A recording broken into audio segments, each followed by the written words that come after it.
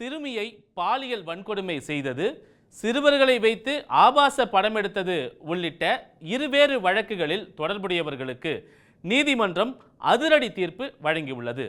அது என்ன தீர்ப்பு பார்ப்போம்.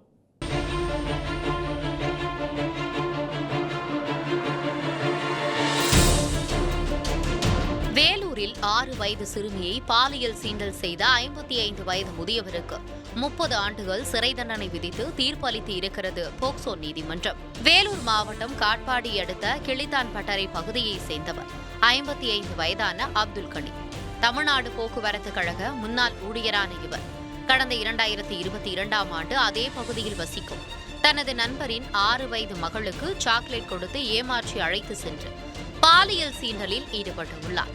இதுகுறித்து சிறுமியின் தாய் அளித்த புகாரின் பேரில் காட்பாடி காவல்துறையினர் விசாரணை நடத்தி அப்துல் கனி மீது போக்சோ வழக்கு பதிந்து அவரை கைது செய்து சிறையில் அடைத்தனர்.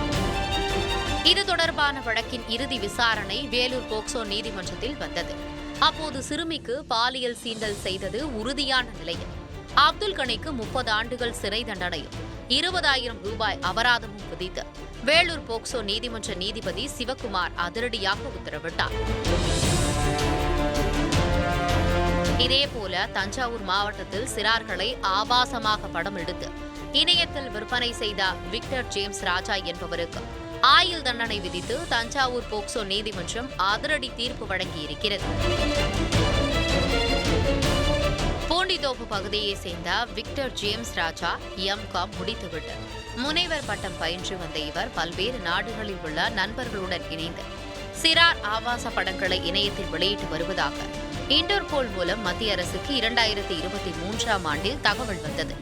இதைத் தொடர்ந்து சிபிஐ அதிகாரிகள் வழக்கு பதிவு செய்து விசாரணை மேற்கொண்டனர். அதில் விக்டர் ஜேம்ஸ் ராஜா 5 முதல் 18 வயதுக்கு உட்பட்ட சிறுவர் சிறுமிகளை தொடர்ந்து 2 ஆண்டுகளாக பாலியல் வன்கொடுமை செய்து அவற்றை வீடியோவாக பதிவு செய்தும் இணையத்தில் வெளியிட்டு அந்த வீடியோக்களை விற்பனை செய்து வந்ததும் தெரியவந்தது. இதையடுத்து விக்டர் ஜேம்ஸ் ராஜாவை சிபிஐ அதிகாரிகள் கடந்த 2023 மார்ச் மாதம் கைது செய்தனர். தஞ்சாவூர் போக்சோ சிறப்பு நீதிமன்றத்தில் இது தொடர்பாக வழக்கு நடைபெற்றது.